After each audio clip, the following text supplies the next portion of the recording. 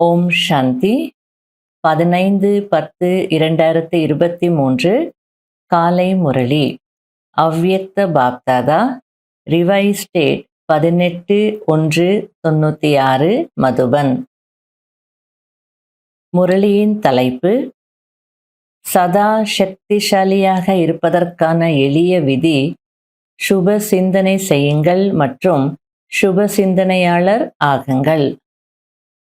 இன்று ஸ்நேகம் நிரம்பிய நினைவு நாள் ஆகும். நாலாபுறங்களிலும் உள்ள குழந்தைகளின் ஸ்நேகத்தின் இதயத்தின் ஓசை பாப் தாதாவிடம் வந்து சேர்ந்து விட்டது. இந்த ஸ்நேகம் சுகஸ்வரூபமான ஸ்நேகமாகும். பாப் தாதா இன்றைய நாளை நினைவு நாள் என்று சொல்வதின் கூடவே சக்தி நிறைந்த நாள் என்றும் சொல்கிறார். ஏனென்றால் பிரம்மா தந்தை தன்னுடைய சாகார சுரூபத்தில் அனைத்து காரியங்களையும் செய்வதற்கான சிறப்புகளை, அதாவது சக்திகளை சாகார ரூபத்தில் குழந்தைகளுக்கு அர்ப்பணம் செய்தார். இந்த நாளை சன்ஷோஸ் ஃபாதர், அதாவது மகன் தந்தையை வெளிப்படுத்துவதற்கான வர்தான நாள் என்று சொல்லப்படுகிறது. அதாவது யஜ்யத்தினுடைய ஆரம்பத்திலிருந்து பிரம்மா பாபா எல்லா விஷயங்களுக்கும் நிமித்தமாக இருந்தார், கருவியா இருந்தார் அப்படின்னு சொல்லலாம், பொறுப்பாளராக இருந்தார். 18-169 அன்று எப்போ பிரம்மா பாபா அவ்யக்தம் ஆனாரோ அப்போதான் குழந்தைகள், அதாவது தாதிமார்கள் நிமித்தமானாங்க. அதனால பாபா குழந்தைகள் தந்தையை வெளிப்படுத்துவதற்கான வரதான நாள் அப்படின்றார். சாகார ரூபத்தில் குழந்தைகளை முன்வைத்தார். மேலும் ஃபரிஷ்தா ரூபத்தில் தன்னுடைய குழந்தைகளின் மற்றும் உலகத்தின் சேவையை ஆரம்பித்தார். இந்த 18 ஜனவரியின் நாள் பிரம்மா பாபாவின் முழுமையாக பற்றுதலை வென்ற நினைவு சுரூபமான நாளாக இருந்தது. எப்படி கீதையின் 18வது அத்தியாயத்தின் சாரம் பகவான் அர்ஜுனனை நஷ்டோ மோகா ஆக்கினார், அதாவது பற்றுதலை வென்று நினைவு சொரூபமானவராக ஆக்கினார் என்று இருக்கிறது. பிரம்மா தந்தை குழந்தைகளிடம் மிகவும் ஸ்நேகம் நிறைந்தவராக இருந்தார். சதா சேவையின் காரணமாக குழந்தைகளை எவ்வளவு நினைவு செய்தார் என்பது அனுபவி குழந்தைகளுக்கு அனுபவம் இருக்கிறதல்லவா? எனவே இது 18 நினைவு சின்னமாக இருக்கிறது. பற்றுதல் இருக்கவில்லை, ஆனால் இதயத்தின் அன்பு இருந்தது. ஏனென்றால் எதில் தன்னுடைய சுயநலம் இருக்கிறதோ அதற்கு மோகம் என்று சொல்லப்படுகிறது. ஆக பிரம்மா தந்தைக்கு தன்னுடைய சுயநலம் இருக்கவில்லை, ஆனால் சேவைக்காக குழந்தைகளின் மீது நிறைய ஸ்நேகம் இருந்தது. கூடவே இருந்தாலும் குழந்தைகளை எதிரில் பார்த்தாலும் தேகத்தின் ரூபத்தில் யாருடைய நினைவும் வாட்டவில்லை. முற்றிலும் விடுபட்டவராகவும் அன்பானவராகவும் இருந்தார். எனவேதான் பற்றுதலை வென்ற நினைவு ஸ்வரூபம் என்று சொல்லப்படுகிறது. என்னுடையது என்று எதுவும் இருக்கவில்லை. தன்னுடைய தேகத்தின் மீது கூட பற்றுதல் இருக்கவில்லை. பற்றற்ற நிலை இருந்தது. எனவே இந்த நாள் இப்படி தந்தையை பின்பற்றி நடக்கும் பாடத்தை கற்பிக்கக்கூடிய நாளாக இருந்தது. இந்த அவ்யக்த நாள் உலகத்தின் அறியாத ஆத்மாக்களை, அதாவது தந்தையை அறியாத ஆத்மாக்களை பரமாத்மா காரியத்தின் பக்கம் எழுப்பி விடுவதாக இருந்தது. ஏனென்றால் பெரும்பான்மையானோர் பிரம்மா பாபாவை பார்த்து இவர்களின் பரமாத்மா பிரம்மா என்று நினைத்தார்கள். இந்த பிரம்மா குமாரிகள் பிரம்மாவை தான் பகவான் என்று நம்புகிறார்கள் என்று நினைத்து கொண்டிருந்தார்கள். மேலும் எப்போது பிரம்மா தன்னுடைய சாகார பார்ட்டை மாற்றம் செய்தாரோ அப்போது மனிதர்கள் இப்பொழுது பிரம்மா குமாரிகளின் பகவான் சென்று விட்டார், ஆகையால் இந்த பிரம்மா குமாரிகளின் காரியம் இன்றில்லை நாளை முடிவடைந்து விடும் என்று நினைக்க ஆரம்பித்தார்கள். அதாவது பிரம்மா பாபா சாகாரத்தில் இருக்கும்போது எல்லாரும் என்ன நினைச்சாங்க அப்படின்னா, இந்த பிரம்மா குமாரிகள் ஆசிரமத்தினுடைய குரு இந்த பிரம்மா பாபா தான். அல்லது இப்படியும் சொல்லுவாங்களா, இந்த பிரம்மா குமாரிகளுடைய பகவான் இந்த பிரம்மா தான். இப்போ இவர் போயிட்டாரு, ஆகையால இன்றில்லை நாளே இந்த பிரம்மா குமாரிகளுடைய காரியம் சேவை இதெல்லாமே முடிந்து போகும் அப்படின்னு நினைச்சாங்க.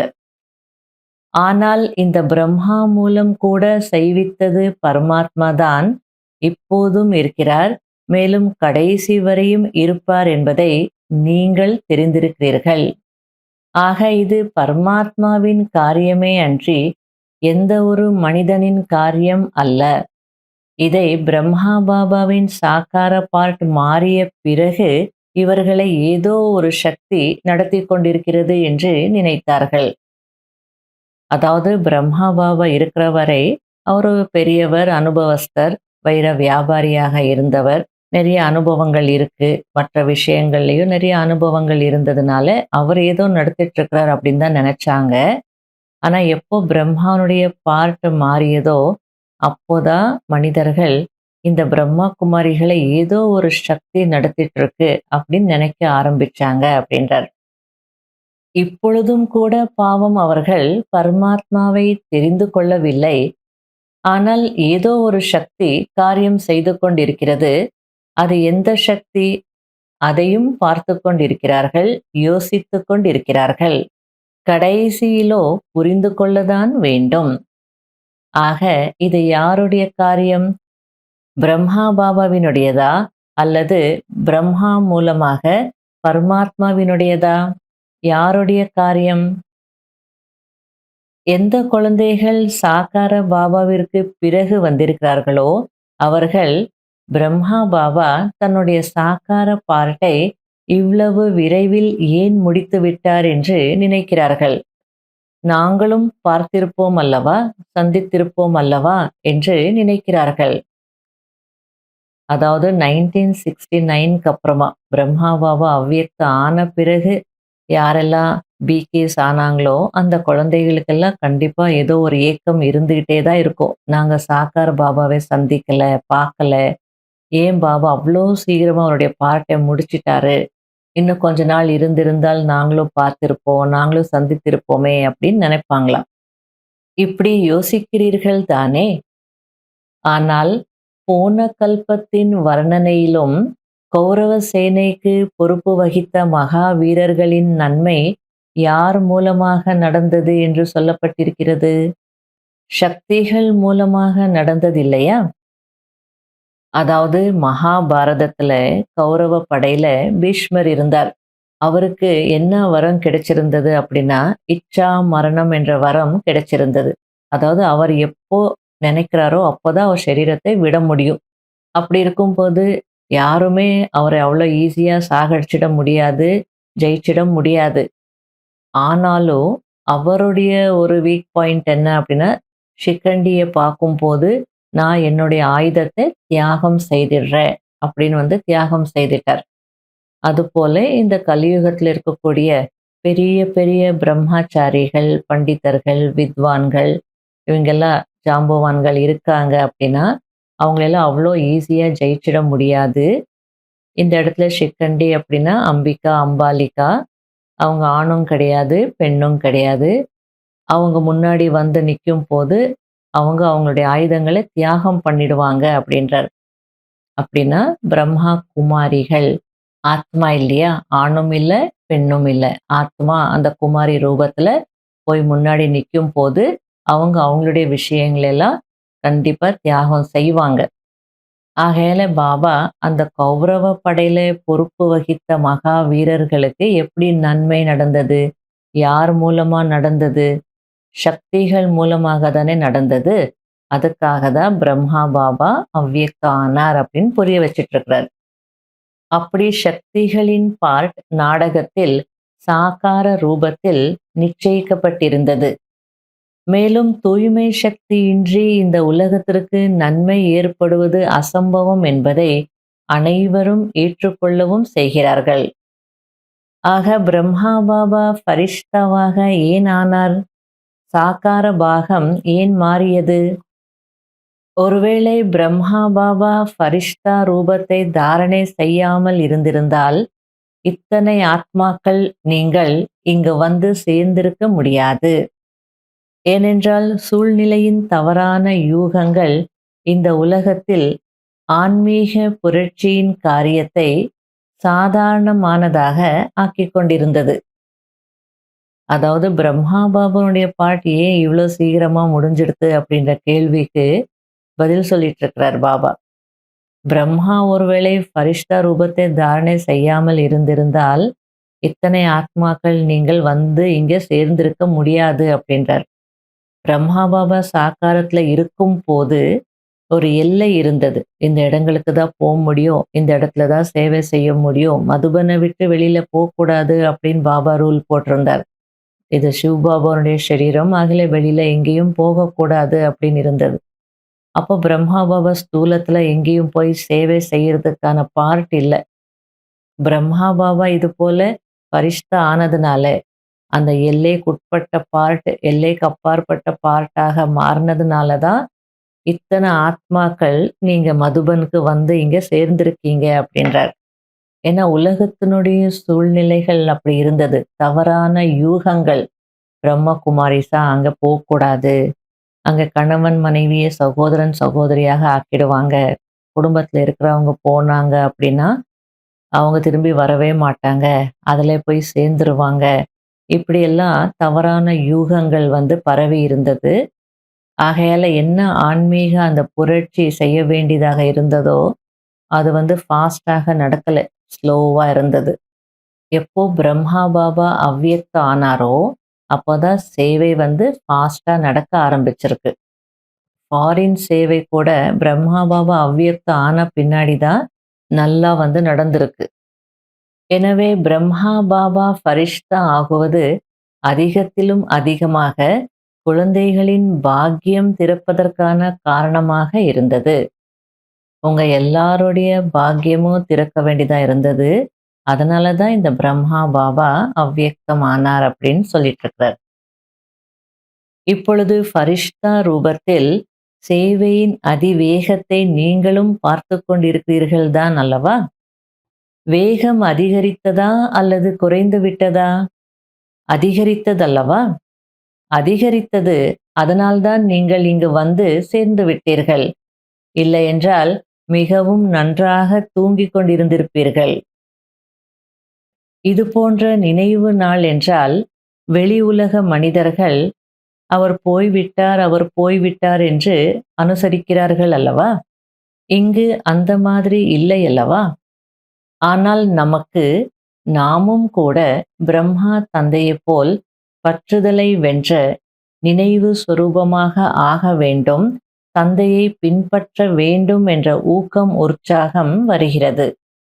ஆக இது இந்த நடைமுறை பாடத்தை படிப்பதற்கான நாள் ஆகும். உலகத்துல வேணும்னா நினைவு நாள் அப்படின்னா அவங்கள நினைச்சு நினைச்சு அழுவாங்க, போயிட்டாரே போயிட்டாரேன்னு நினைக்கலாம். ஆனா இங்கே அப்படி இல்லை. 18th ஜனவரினா எல்லாருக்கும் என்ன ஒரு உறுதியான எண்ணம் வரும்? பிரம்மா பாபா போலவே நாம கூட ஃபரிஷ்தா ஆகணும், நஷ்டோ மோக ஆகணும், நினைவு சொரூபர்களாக ஆகணும் அப்படின்னு தோணும் இல்லையா? ஆகையால நடைமுறையில இந்த பாடத்தை படிப்பதற்கான நாள் இது அப்படின்னு சொல்லிட்டு இருக்கிறார். இன்று உங்களில் யாருக்காவது இதயத்திலிருந்து துக்கத்தின் கண்ணீர் வந்ததா? வந்ததா இல்லை உள்ளுக்குள்ளேயே கொஞ்சம் வந்ததா? யாருக்கு துக்கத்தின் உணர்வு கொஞ்சம் வந்ததோ அவர்கள் கையை உயர்த்துங்கள். துக்கம் ஏற்பட்டதா? ஏற்படவில்லையா? இன்றைய நாள் பிரம்மா பாபாவிற்கு சேவையின் துணைவர்களாக ஆகும் நாளாகும். நீங்கள் அனைவரும் துணைவர்களா அல்லது பார்வையாளர்களா? சாட்சியாக பார்க்கக்கூடியவர்களா அல்லது பிரம்மா பாபாவுக்கு துணையாக இருந்து அவருடைய காரியத்தை எடுத்து நடத்தக்கூடியவர்களா அப்படின்ற அர்த்தத்துல கேட்டுட்டு இருக்கிறார். சேவையில் துணைவர்கள், மேலும் மாயாவின் சூழ்நிலையில் இருந்து சாட்சியாக இருப்பவர்கள். மாயாவை வெல்கம் செய்திருக்கிறீர்கள் தானே? அல்லது ஐயோ என்னவாகிவிட்டது என்று பயப்படுகிறீர்களா? கொஞ்சம் கொஞ்சம் பயப்படுகிறீர்களா? மாயாவின் சின்ன சின்ன ரூபங்களையோ நீங்களும் தெரிந்து கொண்டு விட்டீர்கள். மேலும் மாயாவும் இவர்கள் என்னை தெரிந்து கொண்டு விட்டார்கள் என்று நினைக்கிறது. ஆனால் எப்போது ஏதாவது பயங்கரமான ரூபத்தின் மாயா வந்தது என்றால் சதா சாட்சியாக இருந்து விளையாட்டை விளையாடுங்கள். அதாவது மாயாவினுடைய சின்ன சின்ன ரூபங்கள் எல்லாம் நீங்க தெரிஞ்சுக்கிட்டீங்க. மாயாவுக்கும் நீங்க அதனுடைய சின்ன சின்ன ரூபங்கள் தெரிஞ்சுக்கிட்டீங்கன்னு தெரிஞ்சிடுது. ஆகையால மாயா சின்ன சின்ன ரூபத்துல வரல, பயங்கரமான ரூபத்துல வருது. அதனால பாப் தாதா கேட்டுட்டு இருக்கிறாரு. மாயாவை வெல்கம் செய்திருக்கிறீங்களா அல்லது பயப்படுறீங்களா? ஆகையால மாயா எவ்வளோ பயங்கரமான ரூபத்துல வந்தாலும் நீங்க சாட்சியாக இருந்துருங்க. சாட்சியாக இருந்து விளையாட்டை விளையாடுங்க அப்படின்றார். எப்படி குஸ்தியின் விளையாட்டு இருக்கிறது அல்லவா? பார்த்திருக்கிறீர்களா? அல்லது காட்டட்டுமா?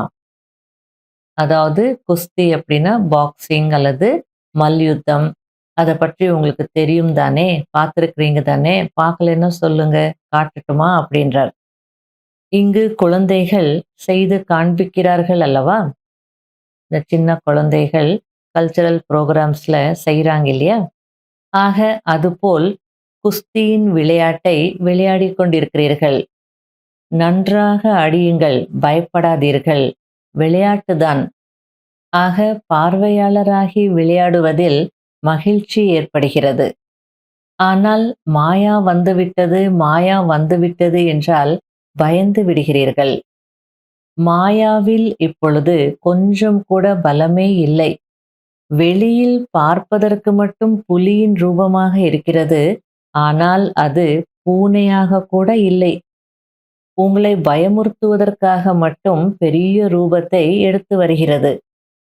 பிறகு அதை பார்த்து ஐயோ மாயே வந்துவிட்டது, இப்பொழுது என்ன ஆகுமோ தெரியவில்லையே என்று நினைக்கிறீர்கள். எனவே என்ன செய்வேன், எப்படி ஆகும், என்னவாகும் என்று ஒருபோதும் சொல்லாதீர்கள். சில நேரத்துல இப்படிதானே தோணும். மாயாவுடைய ரூபத்தை பார்க்கும்போது, பயங்கரமான ரூபத்தை பார்க்கும்போது என்ன ஆகுமோ தெரியலையே, நான் என்ன செய்வேன், எப்படி செய்வேன், எப்படி நான் சமாளிப்பேன் அப்படிலாம் நினைக்கிறீங்க. அப்படியெல்லாம் நினைக்காதீங்க. ஏனென்றால் பாப் தாதா ஏற்கனவே என்ன நடந்து கொண்டிருக்கிறதோ அது நன்றாக நடந்து கொண்டிருக்கிறது. மேலும் என்ன நடக்கப் போகிறதோ அது இன்னும் நன்றாக நடக்கப் போகிறது என்ற பாடத்தை கற்பித்திருக்கிறார். பிராமணன் ஆகுவது என்றால் அது நல்லதிலும் நல்லதுதான். நடக்கும் விஷயங்கள் எப்படி இருக்கும் என்றால் ஒருபோதும் உங்களுடைய கனவில் கூட நினைத்திருக்க மாட்டீர்கள். நிறைய விஷயங்கள் எப்படி இருக்கிறது என்றால் அஞ்ஞான காலத்தில் கூட நடந்திருக்காது. ஆனால் ஞானத்திற்கு வந்த பிறகு நடக்கும். இதெல்லாம் பார்க்கும் போதுதான் பயம் வந்துடுறது. அஞ்ஞான காலத்தில் ஒருபோதும் வியாபாரத்தில் ஏற்ற இறக்கம் இருந்திருக்காது. ஆனால் ஞானத்திற்கு வந்த பிறகு அப்படி நடந்து விட்டது என்றால் பயந்து விடுகிறீர்கள். ஐயோ ஞானத்தை விட்டு விடலாமா என்று யோசிக்கிறீர்கள். சில பேருக்கு இப்படியும் நடந்திருக்கு. ஞானத்திற்கு வர்றதுக்கு முன்னாடி பிஸ்னஸ் நல்லா ஆஹா ஓஹோன்னு போயிட்டு இருக்கோம். ஞானத்துக்கு வந்த பிறகு பிஸ்னஸ் ரொம்ப டவுன் ஆயிருக்கு, லாஸ் ஆயிருக்கு, கஷ்டங்கள் வந்திருக்கு. அப்போ அவங்க என்ன நினைப்பாங்க, ஞானத்துக்கு வந்ததுனால தான் இப்படியெல்லாம் ஆயிடுது, நாம ஏன் ஞானத்துல இருக்கணும், ஞானத்தை விட்டுட்டு போயிடலாமா அப்படின்னு யோசிப்பாங்க. அதுக்கு பாபா அப்படியெல்லாம் யோசிக்காதீங்க. ஆனால் எந்த சூழ்நிலை வந்தாலும் அந்த சூழ்நிலையை கொஞ்ச நேரத்திற்கு எனக்கு பாடம் கற்பிக்கும் ஆசிரியர் என்று நினைத்து கொள்ளுங்கள். அதாவது அப்படிப்பட்ட சூழ்நிலைகள் வரும்போது அதை பார்த்து பயப்படுவதற்கு பதிலாக நம்ம என்ன நினைக்கணும்னு பாபா புரிய வச்சிட்டு இருக்கிறார். அந்த சூழ்நிலையை கொஞ்ச நேரத்திற்கு எப்படி பார்க்கணும் அப்படின்னா, எனக்கு பாடம் கற்பிக்கக்கூடிய ஆசிரியர் ஏதோ ஒரு பாடத்தை கற்பிக்கிறதுக்காக வந்திருக்கு. அதில் என்ன லெசன் இருக்கு, என்ன பாடம் இருக்கு அப்படின்றது நல்லா நம்ம வந்து சிந்திக்கணும். அப்போ கண்டிப்பாக நமக்கு ஏதோ ஒரு விஷயம் வந்து அங்கே தெரிய வரும். ஆகையால பிரச்சனைகள் அப்படின்னா அது பிரச்சனையா பார்க்கக்கூடாது. எனக்கு பாடம் கற்பிக்கக்கூடிய டீச்சர் என்று பார்க்கணும் அப்படின்றார். ஆசிரியர் என்ன செய்வார்? படிப்பினை கொடுப்பார் அல்லவா? அதாவது இவ்வளோ பணம் நஷ்டம் ஆயிடுச்சு அப்படின்னு தான் நம்ம பார்ப்போம். பணம் எப்போ வேணாலும் சம்பாதிக்கலாம். அது ஒரு பாடமா எடுத்துக்கிட்டோம் அப்படின்னா, லைஃப் லாங்குக்கு நமக்கு அது ஒரு எக்ஸ்பீரியன்ஸ் இல்லையா? இனிமே பண விஷயம் வரும்போது எவ்வளோ கவனமாக இருப்போம். ஏமாற மாட்டோம் இல்லையா? ஆகையால பாடம் கற்பிக்கக்கூடிய ஆசிரியர் அப்படின்றார்.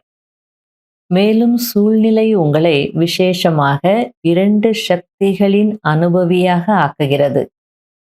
ஒன்று சகித்துக்கொள்ளும் சக்தி, அதாவது விடுபட்ட தன்மை, பற்றுதலை வென்ற நிலை. அதாவது வியாபாரத்தின் மீது பற்று இருக்கலாம், பணத்தின் மீது பற்று இருக்கலாம், குடும்பத்தின் மீது பற்று இருக்கலாம், குழந்தைகள் மீது பற்று இருக்கலாம். எவ்வளோதான் பாபா பற்றற்ற நிலையில இருக்கணும்னாலும் இருக்க முடியாது. ஆனால் அதுவே பணத்துல ஏதாவது ஒரு நஷ்டம் ஏற்பட்டது, வியாபாரத்துல நஷ்டம் ஏற்பட்டது, குழந்தைகள் ஏமாத்திட்டாங்க அல்லது செய்ய வேண்டியதை செய்யல அப்படின்னா, இல்ல நம்பிக்கை துரோகம் யாராவது பண்ணிட்டாங்க அப்படின்னா, அப்போதான் என்ன ஆகும்? ஒரு பற்றற்ற நிலை வரும். அந்த மனிதனுடைய சகிப்புத்தன்மை அதிகமாகும். அப்போதான் எல்லாத்துல இருந்து விடுபடுவாங்க. மேலும் இன்னொன்று எதிர்நோக்கும் சக்தியின் பாடத்தை கற்பிக்கிறது. பிரச்சனைகள் வரும்போது அதை சமாளிக்கணும் இல்லையா?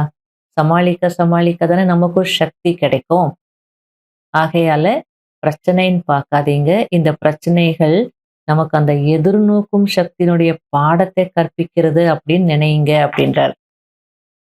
அதன் மூலம் இனி வரும் காலங்களில் சூழ்நிலை இப்படி இருக்கும் என்ற பாடம் கற்பிப்பதற்காக வந்திருக்கிறது என்று கற்றுக்கொள்ளுங்கள்.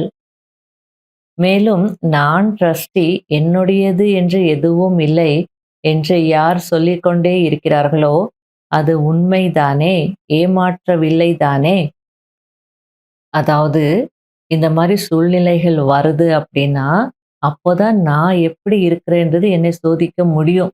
இல்லைன்னா நான் ட்ரஸ்டி தான், என்னுடையது என்ற பற்று எனக்கு எதுவுமே இல்லை அப்படின்னு தான் சொல்லிட்டு இருப்போம். இப்போ வியாபாரத்துல நஷ்டம் ஏற்படும் போது அப்போதான் எனக்கு எவ்வளோ பற்று இருக்குன்னு தெரியும். எனக்கு ஃபீலிங் வருது, கஷ்டப்படுறேன் அப்படின்னா அப்போ எனக்கு பற்று இருக்குன்னு தானே அர்த்தம். அதே போல மனிதர்கள் மீது பற்றே இல்லை அப்படின்னு சொல்லுவாங்க. ஆனால் யாராவது சரீரத்தை விட்டாங்க அப்படின்னா எவ்வளோ கஷ்டப்படுறாங்க, அழுவாங்க. ஆகையால பாபா இந்த மாதிரி சூழ்நிலைகள் வரும்போது தான் நீங்க எப்படி இருக்கீங்கன்னு உங்களுக்கே புரியும் அப்படின்றார். ஆகையால மாயாவை வரவேற்கணும் இல்லையா? சூழ்நிலைகளை வரவேற்கணும் இல்லையா? அப்பதானே சகிப்புத்தன்மை எவ்வளோ இருக்கு, எதிர்நோக்கும் சக்தி எவ்வளோ இருக்கு, எவ்வளோ பற்றற்ற நிலையில இருக்கிறேன்றது புரிஞ்சுக்க முடியும். ஆகையால நான் பற்றற்றவன் என்று சொல்கிறீர்களே அது உண்மைதானே, ஏமாற்றவில்லை தானே? உள்ளபூர்வமாக சொல்கிறீர்களா? ட்ரஸ்டியாக இருக்கிறீர்களா? அல்லது கொஞ்சம் குடும்பஸ்தனாகவும் இருக்கிறீர்களா? அல்லது சில நேரம் குடும்பஸ்தனாக, சில நேரம் ட்ரஸ்டியாக ஆகிவிடுகிறீர்களா? புது வருடத்தில் பாப் தாதாவிற்கு 2, 3 பொம்மைகள் கொடுத்திருந்தீர்கள். அதில் என்ன இருந்தது என்றால், ஒரு பக்கம் திருப்பினீர்கள் என்றால் ஆண் உருவம், இன்னொரு பக்கம் திருப்பினீர்கள் என்றால் பெண் உருவம். ஒரே பொம்மைதான் மாறிவிடுகிறது. ஒரு வினாடியில் அதுவாக ஆகிவிடுகிறது, அடுத்த வினாடியில் இதுவாக ஆகிவிடுகிறது. அப்படி நீங்கள் இந்த நொடி குடும்பஸ்தன், மேலும் அடுத்த நொடி ட்ரஸ்டி என்ற அந்த மாதிரியான பொம்மையாகவோ இல்லைதானே? கொஞ்சம் கொஞ்சம் அவ்வப்போது சில நேரம் அப்படி ஆகிவிடுகிறதா? பயந்து விடுகிறீர்கள் இல்லையா? பிறகு இவர் பயந்து விட்டார் என்று மாயா புரிந்து கொள்கிறது. அடி நன்றாக என்று சொல்கிறது. எனவே பயப்படாதீர்கள். ட்ரஸ்டியாக இருக்கிறீர்கள் என்றால் முன்கூட்டியே அனைத்தில் இருந்தும் விடுபட்டு விட்டீர்கள். ட்ரஸ்டி என்றால் அனைத்தையும் தந்தையிடம் ஒப்படைத்து விட்டீர்கள். எனக்கு என்ன ஆகுமோ என்று வந்தாலே அவ்வளவுதான். என்னவாகும் என்னவாகும் என்பது வந்தது என்றால் பிரச்சனையாகி விடுகிறது. அனைத்தும் நன்றாக இருக்கிறது. மேலும் நல்லதுதான் நடக்கும். இது நிச்சயம். இதற்குதான் சக்தி நிறைந்த ஸ்வரூபம் என்று சொல்லப்படுகிறது. ஆக இன்றைய நாள் என்ன நாள்? சக்தி நிரம்பியவர் ஆகுவதற்கான, பற்றுதலை வென்றவர் ஆகுவதற்கான நாளாகும். வெறும் பிரம்மா பாபாவின் நினைவு மட்டும் நிறைய வந்தது என்று பாட்டு பாடுவதற்கான நாள் அல்ல. அதாவது சாக்கார பாபாவினுடைய பாலனை எல்லாம் யாரெல்லாம் அடைஞ்சிருந்தாங்களோ அந்த 18 ஜனவரி வந்து அந்த பழைய நினைவுகளுக்கு போயிடுவாங்க. பாபா எவ்வளோ பாலனை கொடுத்தார், எப்படிலாம் பார்த்துக்கிட்டார், முன்னேற்றினார், அதெல்லாம் சொல்லி கொடுத்தார், அதெல்லாம் வரும், ஞாபகங்கள் வரும். அப்போ பாபா இன்றைக்கு உங்களுடைய ஞாபகம், அந்த மதுபன்ல நீங்க ஒவ்வொரு விஷயத்தையும் சொல்லி கொடுத்த ஞாபகம், பாலனை கொடுத்த ஞாபகம், திருஷ்டி கொடுத்த ஞாபகம், அந்த ஞாபகம் எல்லாம் வருது அப்படின்னு சொல்லி அந்த ஆனந்த கண்ணீர் வரும் கண்ல. அதுக்கு பாபா சொல்லிட்டு இருக்கிறார், இன்றைய நாள் அப்படின்னா பற்றுதலை வென்றவராக ஆகணும், ட்ரஸ்டி ஆகணும். மற்றபடி பிரம்மா பாபா உங்களுடைய நினைவு தான் எங்களுக்கு நிறைய வந்தது அப்படின்னு வந்து பாட்டு பாடுவதற்கான நாள் இல்லை அப்படின்றார். எனவே பிரம்மா பாபா ஃபரிஷ்தா ரூபம் ஆகுவது டிராமாவில் பரமாத்மாவின் காரியத்தை வெளிப்படுத்துவதற்கு காரணம் ஆகிவிட்டது. புரிஞ்சதா? அதாவது இப்ப புரிஞ்சதா பிரம்மா பாபா ஏன் ஃபரிஷ்தா ஆனார் என்று அப்படின்னு வந்து இவ்வளோ விஷயங்கள் பாபா புரிய வைக்கிறார். சரி, பிரம்மா பாபா இருக்கிறாரா அல்லது இல்லையா? அப்ப எல்லாருமே இருக்கிறார் அப்படின்னு பதில் சொல்றாங்க. கண்களுக்கு தெரியவில்லையே. பாருங்கள், நீங்கள் பின்னால் வந்திருக்கிறீர்கள், மிகவும் அதிர்ஷ்டசாலிகள். ஏன்? சேவைக்கான சாதனங்கள் தயாராகி இருக்கும் நேரத்தில் வந்திருக்கிறீர்கள். 60 வருடங்களை சேர்ந்தவர்கள் வெண்ணெயை எடுத்தார்கள். ஆனால் நீங்கள் வெண்ணெயை சாப்பிடக்கூடிய நேரத்தில் வந்திருக்கிறீர்கள். அதாவது எங்களுக்கு மட்டும் சாக்காரத்துல பாலனை கிடைக்கல, பிரம்மா பாபா அவ்வியக்த ஆன பின்னாடி தான் நாங்க ஞானத்துக்கே வந்தோம்னு யாரெல்லாம் கஷ்டப்படுறாங்களோ அவங்களுக்கு பாபா புரிய வச்சிட்டு இருக்கிறார். 60 வருஷமா அவங்க வந்து கடைஞ்சாங்க, தயிரை கடைஞ்சு வெண்ணெயை எடுத்தாங்க. அந்த வெண்ணெயை எடுத்து சாப்பிடுற நேரத்துல நீங்க வந்திருக்கீங்க. அப்படின்னு நீங்க கஷ்டப்படல, நீங்க கடையில உங்களுக்கு சாரம் திரண்டு வருது, வெண்ணெய் கிடைக்குது, அதை சாப்பிடுற நேரத்துக்கு வந்திருக்கீங்க. நீங்க வெண்ணெய் சாப்பிடக்கூடியவர்கள். முன்னாடி வந்தவங்க கடையக்கூடியவர்கள், நீங்க சாப்பிடக்கூடியவர்கள். இன்று யக்ஞத்தின் ஹிஸ்டரியை கேட்டிருப்பீர்கள் அல்லவா? அவ்வளவு உழைப்பை நீங்கள் செய்திருந்தீர்கள் என்றால் ஓடி போய் விட்டிருப்பீர்கள். அதாவது யக்ஞத்துல ஆரம்பத்துல எல்லாருமே ரொம்ப உழைச்சாங்க, கஷ்டப்பட்டாங்க, பெக்கரி பாட் பார்த்தாங்க, சேவை கூட. ஆரம்பத்துல 10க்கு 10 ஒரு ரூம்ல சென்டர் நடத்துனாங்க. அங்கேயே கோர்ஸ் கொடுக்கணும், அவங்க போன பின்னாடி ஸ்டவ் பத்த வைக்கணும், சமைக்கணும், அங்கேயே தூங்கணும், எவ்வளோ கஷ்டப்பட்டிருக்காங்க. அதுக்கும் முன்னாடி வந்து பொது இடங்கள்ல இருந்திருக்காங்க, மடங்கள்ல இருந்திருக்காங்க, சொந்தக்காரங்க வீடுங்கள்ல எல்லாம் இருந்து சேவையை ஆரம்பிச்சிருக்காங்க. இப்போ எல்லாமே ரெடிமேட் தான். அந்த காலத்துல இந்த ஞானம் புதுசு, ஒரு புரட்சி, ஆன்மீக புரட்சி இல்லையா? ஒரு எக்ஸிபிஷன் நடத்துறதுன்றது ஒரு பெரிய கான்ஃபரன்ஸ் நடத்தின மாதிரி. அந்த எக்ஸிபிஷனுக்கே இடம் கிடைக்காது. ஆனா இப்போ அப்படி இல்லை இல்லையா? நீங்க அந்த காலத்துல வந்திருந்தீங்கன்னா ஓடி போயிருப்பீங்க அப்படின்றார் பாபா. அவ்வளோ அவங்க எல்லாம் கஷ்டப்பட்டாங்க. மேலும் தற்சமயம் சேவைக்கான வாயுமண்டலம் உருவாக்கப்பட்டிருக்கிறது. இப்பொழுது ஜனாதிபதி ஆனாலும், பிரதம மந்திரி ஆனாலும், அல்லது எந்த தலைவராக இருந்தாலும் பெரும்பான்மையானோர் இவர்களுடைய காரியம் நன்றாக இருக்கிறது என்று ஏற்றுக்கொண்டிருக்கிறார்கள். அவர்களால் செய்ய முடியுமோ முடியாதோ அது வேறு விஷயம். ஏனென்றால் ஒவ்வொருவரின் பாகம் அவரவர்களுடையது. ஆனால் நல்ல காரியம், மேலும் இந்த காரியம் இன்னும் நன்றாக முன்னேற வேண்டும் என்று சொல்கிறார்கள் அல்லவா? முன்பெல்லாம் என்ன சொன்னார்கள்? பிரம்மா குமாரிகளின் முகத்தை கூட பார்க்கக்கூடாது என்று சொன்னார்கள். ஒருவேளை ஆரம்ப காலத்தில் அழைப்பிதழ் கொடுக்க சென்றால் கூட கதவை மூடி விடுவார்கள். ஆக நீங்களோ நல்ல நேரத்தில் வந்திருக்கிறீர்கள் அல்லவா? இப்போ காலம் மாறிடுச்சு இல்லையா? தோசை திருப்பி போட்ட மாதிரி எல்லாரும் கூப்பிட ஆரம்பிச்சிருக்காங்க. எங்க ஊருக்கு வாங்க, எங்க கிராமத்துக்கு வாங்க, எங்க ஸ்கூலுக்கு வாங்க, எங்க வீட்டுக்கு வாங்க, எங்க ஆஃபீஸுக்கு வாங்க. ஏன்னா நேரம் அப்படி இருக்கு, காலம் அப்படி இருக்கு. எல்லாருக்கும் இப்போ ஆன்மீக சக்தி தேவையா இருக்கு. அதனால உங்களுக்கு சேவை செய்யறதுக்கான வாய்ப்புகள் அதிகம், சாதனங்களும் நல்லா இருக்கு அப்படின்றார். அதனால நல்ல நேரத்துல வந்திருக்கிறீங்க. சேவைக்கான வாய்ப்புகள் நிறைய இருக்கிறது. எவ்வளவு சேவை செய்ய விரும்புகிறீர்களோ அவ்வளவு செய்ய முடியும். சாகார பிரம்மா பாபாவிற்கு பிறகும் கூட பிரம்மா குமாரிகள் வெள்ளி விழாவை கொண்டாடி விட்டார்கள், பொன் விழாவை கொண்டாடி விட்டார்கள். இப்பொழுது வைர விழா வரை வந்து சேர்ந்து விட்டார்கள் என்ற இதையோ அனைவரும் உணர்கிறார்கள். ஏனென்றால் ஏதாவது பெரிய குரு உடலை விட்டு சென்று விட்டார் என்றால் குழப்பங்கள், பிரச்சனைகள் ஏற்பட்டு விடுகிறது. இங்கே ஏதாவது பிரச்சனை அல்லது குழப்பம் இருக்கிறதா என்ன? இங்கோ இன்னும் அதிகமாக வளர்ச்சி அடைந்திருக்கிறது, அதிகரித்து கொண்டே இருக்கிறது. இதன் மூலம் இந்த காரியத்தை செய்விப்பவர் தந்தை பரமாத்மா ஆவார் என்பது நிரூபணமாகிறது. அதற்கு கருவியாக பிரம்மா பாபா இருக்கிறார். இப்பொழுது கூட கருவி பிரம்மா பாபா தான். இந்த பார்ட்டே வேறு. ஆனால் கருவியாக நாடகத்தில் முதலில் சாகார பிரம்மா இருந்தார். மேலும் இப்பொழுது ஃபரிஷ்தா ரூபத்தில் அதே பிரம்மா இருக்கிறார். அப்பவும் பிரம்மாதா கருவி, இப்பவும் பிரம்மாதா கருவி. ரூபம் மட்டும் மாறி இருக்கு. அப்போ சாகார ரூபத்துல இருந்தார், இப்போ ஃபரிஷ்தா ரூபத்துல இருக்கிறார். ஆக செய்விக்கிறவர் சிவபாபா தான். ஆனா யார் மூலமாக? அதே பிரம்மா மூலமாக அப்படின்னு சொல்லிட்டு இருக்கிறார்.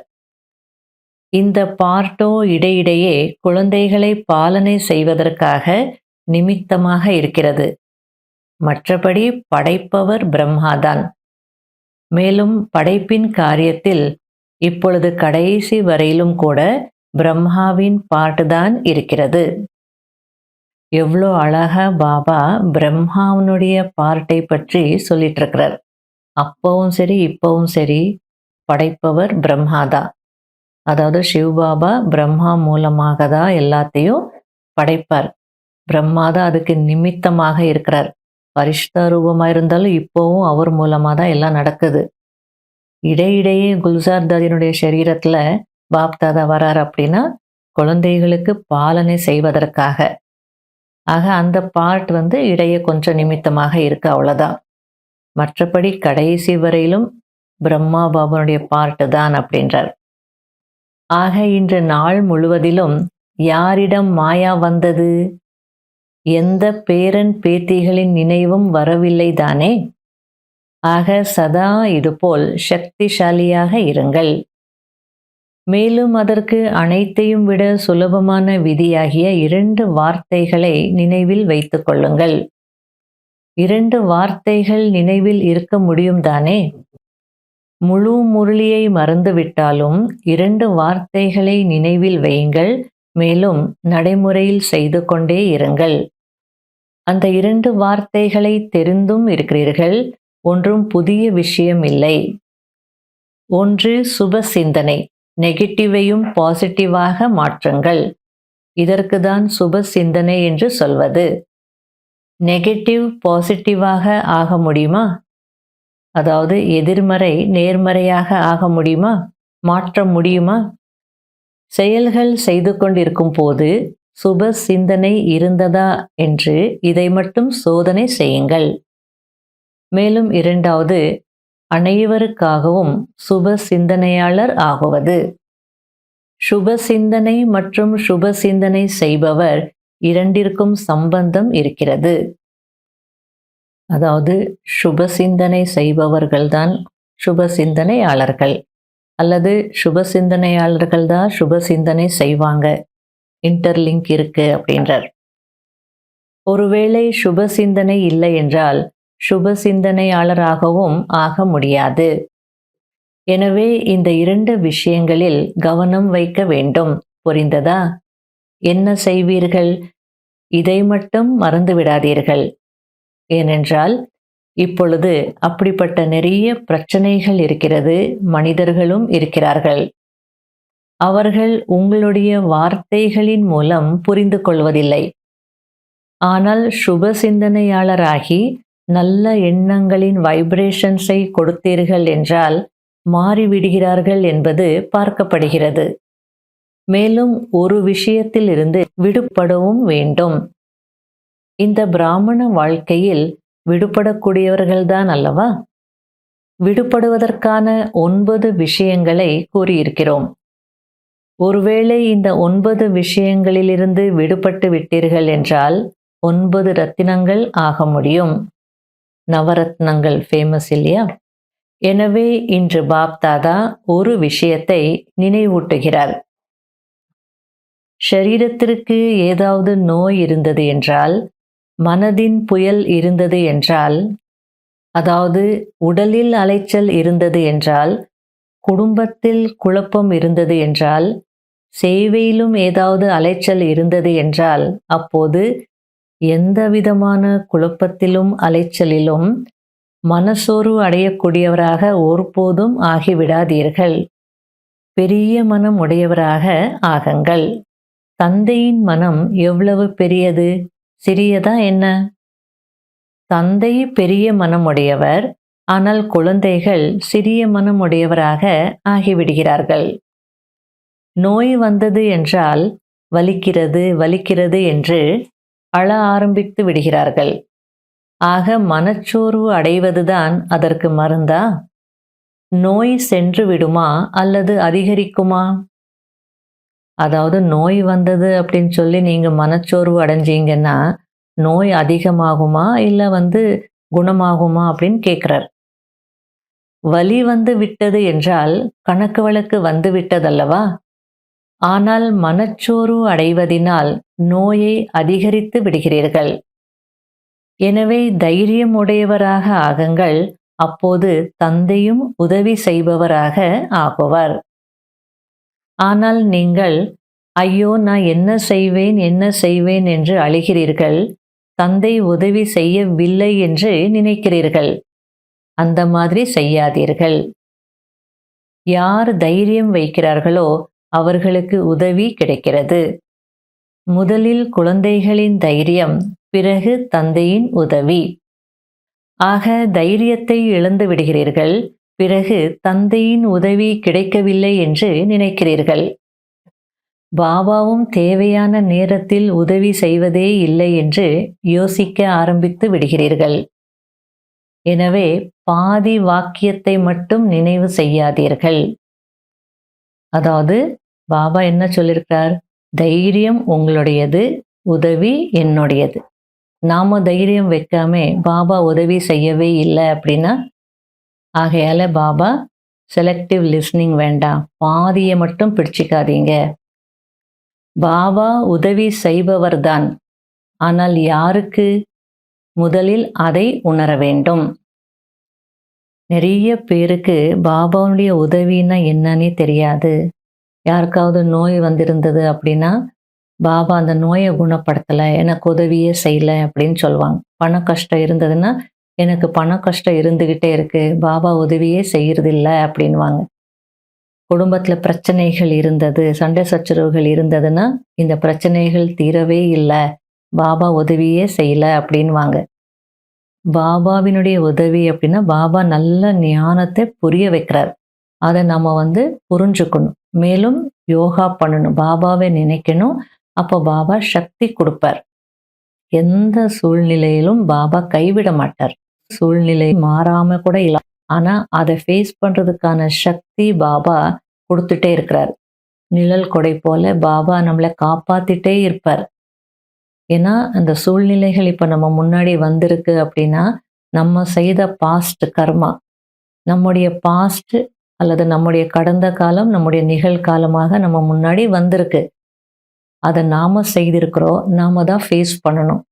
ஆனா அத ஃபேஸ் பண்றதுக்கு நமக்கு உண்மையான மனம் இருந்தது, பாபா மீது நிச்சயம் இருந்தது அப்படின்னா, தைரியமாக நம்ம ஃபேஸ் பண்ணணும்னு நெனைச்சோம்னா, அப்போ பாபாவினுடைய உதவி கண்டிப்பா கிடைக்கும். பாபா கண்டிப்பா சக்தி குடுப்பார், உதவி செய்வார். மற்றபடி அந்த சூழ்நிலைகள் சரியாகணும்னா, அதுக்கான நேரம் அப்படின்னு ஒண்ணு இருக்கு. நம்ம கர்மா படி அல்லது நம்முடைய கர்ம கணக்கின்படி அந்த நேரமும் மாறும். ஆகையால இந்த விஷயங்களை நல்லா புரிஞ்சுக்கணும். சில நேரங்கள்ல பாபா சரி செய்திருவார். அது ஆரம்ப காலம். ஒரு சின்ன குழந்தை, ஒரு 1 1/2 வயசு குழந்தை பொம்மை வச்சுட்டு விளையாடிட்டு இருக்கு. திடீரென அந்த பொம்மை உடைஞ்சு போயிடுது. நைட் 9 மணி. உடனே அழ ஆரம்பிக்குது. அந்த அப்பா என்ன செய்வார்? ஐயோ! குழந்தை அழுதேன்னு சொல்லிட்டு ஃபோன் பண்ணி யாராவது கடையாவது திறக்க வச்சு ஒரு புது பொம்மைய கொண்டு வந்து குடுப்பார். அதுவே அந்த குழந்தைக்கு ஒரு 5 1/2 வயசு, 6 வயசு ஆகுது. அப்பவும் பொம்மை உடையுதுன்னு வச்சுக்கோங்க. நைட் 9 மணி. அப்பவும் அழ ஆரம்பிக்குது. அப்பா பொம்மை உடைஞ்சு போச்சே அப்படின்னு. அப்போ உடனே ஓடி போய் பொம்மை வாங்கிட்டு வருவாரா? இல்ல. அந்த குழந்தைக்கு புரிய வைப்பார். பொம்மைன்னா அப்படிதான் இருக்கும். அது உடையதான் போகுது. நாளைக்கு அப்பா வாங்கி தருவேன். இப்போதைக்கு படுத்துக்கோ அப்படின்னு சொல்வார். புரிய வைப்பார். ஒரு 15 வயசு ஆகும்போது ஏதாவது போயிடுச்சு அப்படின்னு அழுதாங்க அப்படின்னா, அப்போ அந்த அப்பா என்ன சொல்வார்? "உனக்கு அவ்வளவும் தெரியாதா? அதெல்லாம் போகக்கூடிய விஷயங்கள் தான். நீ அதையெல்லாம் பார்க்கக்கூடாது. நீ என்ன அடையணுமோ அத பார்த்துட்டு முன்னேறிட்டே போகணும்." அப்படின்னு தான் சொல்வார். அதுபோல டிராமா பாயிண்ட்டையும் பாபா புரிய வச்சு உதவி செய்து செய்து ஒரு உயர்ந்த நிலையை அடைய வைக்கிறார். அந்த 15 வயசுல ஏதாவது நடந்ததுன்னா, அப்போ உடனே வாங்கி குடுக்க மாட்டார். அல்லது நான் நாளைக்கு வாங்கி குடுப்பேன்னு அஷ்யூரன்ஸ் குடுக்க மாட்டாங்க. நீ எல்லாத்துக்கும் தயாராகணும். எதையும் ஆதாரமாக வைத்திருக்க கூடாது. அது இல்லைன்னா என்ன? இன்னொரு வழியில முயற்சி செய் அப்படின்னு சொல்லிக் குடுப்பார். அதுபோல பாபா இங்க தைரியம் வையுங்க. கண்டிப்பா உதவி கிடைக்கும் அப்படின்றார். ஆக பாதியை மறந்து விடுகிறீர்கள், பாதியை நினைவு செய்கிறீர்கள். மேலும் பாபாவும் மகாரதிகளுக்கு தான் செய்வார் போல, எனக்கோ செய்வதே இல்லை, எனக்கோ கொடுப்பதே இல்லை என்று நினைக்கிறார்கள். அப்படி இல்லை. முதலில் நீங்கள்தான், பிறகுதான் மகாரதிகள். ஆனால் மனமுடைந்தவர் ஆகாதீர்கள். ஒருவேளை மனதில் ஏதாவது குழப்பம் வந்துவிட்டது என்றாலும், அந்த நேரம் நிர்ணய சக்தி தேவையாக இருக்கிறது. மேலும் அந்த நிர்ணய சக்தி எப்பொழுது வருகிறது என்றால், உங்களுடைய மனம் தந்தையின் பக்கம் எப்போது இருக்குமோ அப்பொழுதுதான் வர முடியும். ஒருவேளை உங்களுடைய பிரச்சனையிலேயே குழப்பத்திலேயே இருந்தீர்கள் என்றால், செய்யலாமா வேண்டாமா, ஆம் இல்லை என்ற குழப்பத்திலேயே இருந்து விடுவீர்கள். எனவே மனதாலும் கூட மனச்சோர்வு அடையாதீர்கள். மேலும் பணத்திலும் கூட மேலே கீழே ஆகிறது. கோடீஸ்வரர்களுக்கே மேலே கீழே ஆகிறது என்றால், நீங்கள் அவர்கள் முன்பு என்னவாக இருக்கிறீர்கள்? அதுவோ நடக்கத்தான் வேண்டும். ஆனால் யார் தந்தையின் துணைவர்களாக இருக்கிறார்களோ, மேலும் உண்மையாக இருக்கிறார்களோ, அவர்களுக்கு எப்படிப்பட்ட சூழ்நிலையிலும் பாப்தாதா சப்பாத்தி பருப்பு அவசியம் கொடுத்து விடுவார் என்று உங்களுக்கு உறுதியாக நிச்சயம் இருக்கிறது. 2 வகை காய்கறிகள் கொடுக்காவிட்டாலும் சப்பாத்தி பருப்பு கொடுப்பார். அதாவது சவுத் இந்தியால அரிசி நிறைய கிடைக்குது. நம்முடைய ஸ்டேபிள் ஃபுட் சாதம். அந்த சாதத்தையே நம்ம எப்படி சாப்பிடுவோம்? முதல் சாதத்துக்கு குழம்பு, 2வது சாதத்துக்கு ரசம், 3வது சாதத்துக்கு தயிர், மோர் அப்படின்னு சாப்பிடுவோம். தொட்டுக்கிறதுக்கு பொரியல், கூட்டு, துவையல், ஊறுகாய் அப்படின்னு வச்சு சாப்பிடுவோம். அதே போல வடநாட்டில் இருக்கிறவங்களுக்கு ஸ்டேபிள் ஃபுட் கோதுமை. கோதுமை மாவு தான் அவங்களுக்கு அதிகமாக கிடைக்குது. அதனால அதில் அவங்க சப்பாத்தி செய்வாங்க. ஒரே ஒரு பொரியல் வச்சு அவங்களால சாப்பிட முடியாது. அதனால 2, 3 வெரைட்டி பொரியல் இருக்கும். அதே நேரத்தில் குழம்பு, தாலும் இருக்கு. பருப்பும் வேணும் இல்லையா உடம்புக்கு. அதனால பருப்பு அல்லது சாம்பார் மாதிரி வச்சு சாப்பிடுவாங்க. அதுக்கு பாபா சொல்லிட்டு இருக்கிறார், இது போல வெரைட்டி பொரியல்கள் கிடைக்கலன்னாலும் சப்பாத்தியும் பருப்பு அவசியம் கிடைக்கும் அப்படின்றார். அப்படின்னா ஒரு சாதம், ரசம் அது கண்டிப்பா கிடைக்கும். கண்டிப்பா பாபா கொடுப்பார் அப்படின்னு சொல்றார். ஆனால் அதற்காக வேலையிலிருந்து வந்து களைப்படைந்து உட்கார்ந்து விட்டு பாபா சப்பாத்தி பருப்பு கொடுப்பார் என்று அப்படி சொல்லக்கூடாது. அதாவது வேலைக்கு போயிட்டு வந்து ரொம்ப டயர்டா இருக்கு. பாபா தான் சொல்லியிருக்கிறாரு இல்லையா?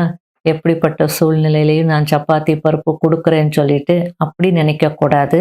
அத கடைசி காலத்திற்கு பாபா சொல்லியிருக்கிறார். அப்படிப்பட்ட கவனக்குறைவானவர்களுக்கு, சோம்பேறித்தனம் உடையவர்களுக்கு கிடைக்காது. இப்போ நம்ம தினமும் தன் கையால சமைச்சு, போக் வச்சு சாப்பிடணும். அப்பதான் கடைசியில நமக்கு இல்லாத நேரத்துல பாபா குடுப்பார். பாபா குடுப்பாருன்னுட்டு சோம்பேறித்தனமாகவோ, கவனக்குறைவாகவோ இருந்தோம் அப்படின்னா கிடைக்காது அப்படின்றார். மற்றபடி உண்மையான உள்ளம் உடையவரிடம் தந்தை திருப்தியாக இருக்கிறார். மேலும் குடும்பத்திலோ பிரச்சனைகள் இருக்கத்தான் செய்யும். மிகவும் அதிகமான பிறகு முடிவிற்கு வரும் என்று நீங்கள் சொல்கிறீர்கள் அல்லவா? அதாவது கலியுகத்தை பத்தி சொல்லும்போது, கலியுகம் ரொம்ப ஓவரா போயிட்டு இருக்கு. அத்தியில இருக்கு. ரொம்ப அத்தி ஆயிடுச்சுன்னா அதுக்கப்புறம் அந்தியம் ஆயிடும். ஒரு முடிவிற்கு வரும். அப்புறம் சத்தியுகம் வரும் அப்படின்னு சொல்றீங்க தானே? அது போலதான் பிரச்சனைகளும். இப்பொழுது பிரச்சனைகள் மிகவும் அளவு கடந்து சென்று கொண்டிருக்கிறது. செல்லதான் வேண்டும். எனவே குடும்பத்தில் இது நடக்கக்கூடாது, இது நடக்க வேண்டும் என்று நினைக்கக்கூடாது. நீங்கள் ட்ரஸ்டியாகி, சாட்சியாகி, தந்தையிடமிருந்து சக்தியை பெற்று சூழ்நிலைகளுக்கான தீர்வை காணுங்கள். குடும்பஸ்தர்களாகி யோசித்தீர்கள் என்றால் இன்னும் பிரச்சனைகள் அதிகமாகிவிடும். முதலில் முற்றிலும் விடுபட்ட ட்ரஸ்டி ஆகிவிடுங்கள். என்னுடையது என்பது இருந்தது என்றால், அதாவது என்னுடைய பெயர் கெட்டுவிடும், எனக்கு நிந்தனை ஏற்பட்டுவிடும், என்னுடைய குழந்தை என்னிடமே இப்படி செய்கிறது, அல்லது என்னுடைய குழந்தைகள் எனக்கே இப்படி செய்கிறார்கள், என்னுடைய மாமியார் என்னை இப்படி செய்கிறார் என்ற இந்த என்னுடையது என்பது வருகிறது என்றால் அனைத்து விஷயங்களும் வந்துவிடுகிறது. என்னுடையது என்பது எங்கு வந்தாலும், அதாவது என்னுடையது என்ற பற்று எங்கு வந்தாலும் அங்கு புத்தி திரும்பி விடுகிறது, மாறிவிடுகிறது. அதாவது பாசம் கண்ணை மறைக்குதுன்னு சொல்லுவாங்க இல்லையா? அது போல இங்க பாசம் இல்லைனாலும் அந்த இருக்கிற பற்று கண்ணை மறைச்சிடுறது. அப்படின்னா புத்தியை மாத்திடுறது, புத்தியே திருப்பி விடுகிறது. ஆக ஒருவேளை புத்தி எங்கேயாவது குழப்பத்தில் மாறிவிடுகிறது என்றால் இது என்னுடையது என்ற பற்று இருக்கிறது என்று புரிந்து கொள்ளுங்கள். அதை சோதனை செய்யுங்கள். மேலும் எவ்வளவு அதற்கு தீர்வு காண முயற்சி செய்வீர்களோ அவ்வளவு குழப்பமாகி விடுகிறது. எனவே அனைத்து விஷயங்களிலும் என்னவாக ஆகக்கூடாது? மனச்சோர்வு அடையக்கூடாது. என்ன ஆக மாட்டீர்கள்? அதுக்கு பதில் சொல்லியிருக்காங்க, மனச்சோர்வு உடையவராக ஆக மாட்டோம் என்று. அதற்கு பாபா, வெறும் சொல்வது மட்டுமல்ல, செய்யவும் வேண்டும். பகவானின் குழந்தைகள் என்பதில் பக்காவான ப்ராமிஸ் இருக்கிறதல்லவா? அப்படிப்பட்டவர்களை மாயாவும் அசைக்க முடியாது. பக்கா ப்ராமிஸ் செய்திருக்கக்கூடிய, நிச்சய புத்தி இருக்கக்கூடிய பகவானுடைய குழந்தைகளே மனச்சோர்வு அடைகிறார்கள் என்றால் பெரிய மனம் வைப்பவர்கள் வேறு யார் இருப்பார்கள்? வேறு யாராவது இருப்பார்களா? நீங்கள்தான் அல்லவா? அப்படியென்றால் என்ன செய்வீர்கள்? இப்பொழுது சக்திசாலியாக ஆகுங்கள். மேலும் மகன் தந்தையை வெளிப்படுத்தும் பாடத்தை உறுதியாக்குங்கள். உறுதியற்றதாக ஆக்காதீர்கள். அதாவது வெளிப்படுத்துகிறோம், ஆனால் கொஞ்சம் வெளிப்படுத்துகிறோம், கொஞ்சம் இல்லை, பக்குவம் இல்லாமல் இருக்கிறோம் அப்படின்னு இருக்காதீங்க அப்படின்றார். உறுதியானதாக ஆக்குங்கள். அதாவது வெளிப்படுத்துறீங்கன்னா நல்லா உறுதியாக பலமாக வெளிப்படுத்தணும். அனைவரும் தைரியம் உள்ளவர்கள்தான் அல்லவா? தைரியம் இருக்கிறதா? நல்லது. நாலா புறங்களிலும் உள்ள அனைத்து சக்திசாலி ஆத்மாக்களுக்கு, அனைத்து மாயாவை வென்று இயற்கையை வென்ற ஆத்மாக்களுக்கு, சன்ஷோஸ் ஃபாதர் செய்யக்கூடிய குழந்தைகளுக்கு, சதா மனமகிழ்ச்சியாக இருக்கக்கூடிய குழந்தைகளுக்கு பாப் தாதாவின் அன்பு நினைவுகள் மற்றும் நமஸ்காரம்.